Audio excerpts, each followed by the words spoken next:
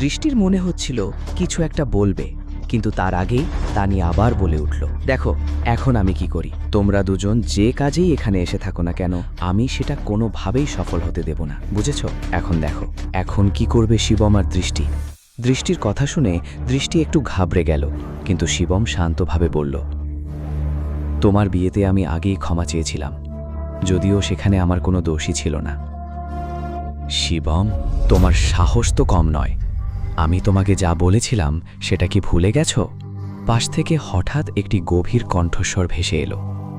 সেই সময় 10 সিংহানিয়া হেঁটে এসে শিবম ও দৃষ্টির দিকে ঘৃণার দৃষ্টিতে তাকালো।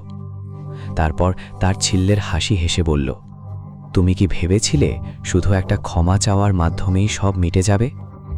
গত কয়েকদিনের ঘটনা কি তোমাকে তোমার পদবি ভুলিয়ে দিয়েছে? সত্যিই কি ভেবেছিলে আমি তোমার সেই নিম্নমানের গয়নার কারখানাগুলো বন্ধ করে দেব না? 10 ন্যারাং জুয়েলারি গ্রুপে বিপুল পরিমাণ অর্থ বিনিয়োগ করেছিল। বিনিয়োগকারী বোর্ডের সদস্যদের মধ্যে সেও একজন গুরুত্বপূর্ণ নির্বাহী কর্মকর্তা হয়ে উঠেছিল। তাছাড়া দিল্লির প্রভাবশালী সিংহানিয়া পরিবারের জ্যেষ্ঠ পুত্রও ছিল সে। হঠাৎ তানিয়ার নজর পড়ল দৃষ্টির হাতে থাকা ডিজাইন ড্রাফটের ব্যাগে। সে অবজ্ঞা ভরে বলল, তুমি কি এখানে সেই নিয়োগ বিজ্ঞপ্তির জন্য এসেছ যেটা চেয়ারম্যান প্রকাশ করেছিলেন? তুমি কি সত্যি তোমার গয়নার ডিজাইনের আইডিয়ায় বিনিয়োগ করাতে এসেছ? খুবই হাস্যকর। প্রতিভার এত অভাব থাকা সত্ত্বেও তুমি এখনও একজন জুয়েলারি ডিজাইনার হওয়ার চেষ্টা করছো। গত কয়েক বছরে তুমি যত ডিজাইন বানিয়েছ আমি সব দেখেছি, সবই একেবারে আবর্জনা। তোমার বর্তমান দক্ষতা দিয়ে সারা জীবন চেষ্টা করলেও কেউ তোমার ডিজাইনে বিনিয়োগ করার কথা ভাববে না। তানিয়া ব্যঙ্গ করে হাসল এবং বলল, দৃষ্টি, আমার কোম্পানির ডিজাইন বিভাগের উপপরিচালক ও প্রধান জুয়েলারি ডিজাইনার হিসেবে আমি আনুষ্ঠানিকভাবে তোমাকে এই মুহূর্তেই এই ভবন ছেড়ে যাওয়ার নির্দেশ দিচ্ছি।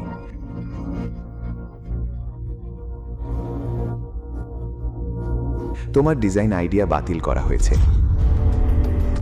তানিয়া, তুমি? আমার আগের সব ড্রাফটও তুমিই বাতিল করেছিলে? দৃষ্টি সম্পূর্ণ অবিশ্বাসের সঙ্গে জিজ্ঞেস করল, কি হলো, এখনো কি বিশ্বাস হচ্ছে না? তানিয়া গর্বের সঙ্গে দৃষ্টির দিকে তাকিয়ে বলল, তুমি কি সত্যিই একজন পেশাদার ডিজাইনার হিসাবে আমার কথায় সন্দেহ করছো?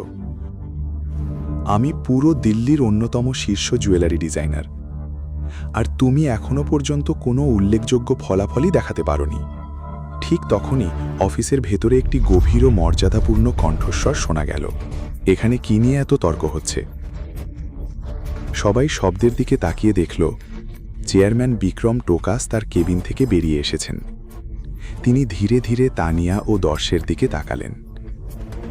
তানিয়া ও দর্শের মুখের আত্মবিশ্বাস মুহূর্তের মধ্যেই ভয় ও অস্বস্তিতে বদলে গেল। চেয়ারম্যান স্যার, বড় কিছু নয়, দর্শ তাড়াতাড়ি বলল। কিছু লোক আছে যারা কোম্পানির নিয়ম বোঝে না, আমি শুধু তাদের শিক্ষা দেওয়ার চেষ্টা করছিলাম। ও? বিক্রম দর্শের দিকে তাকিয়ে জিজ্ঞেস করলেন, কে সেই ব্যক্তি যে নিয়ম জানে না? দর্শ সঙ্গে সঙ্গে উত্তর দিল, আসলে ও মার্কেটিং বিভাগের একজন ছোট কর্মচারী। ওর নাম দৃষ্টি।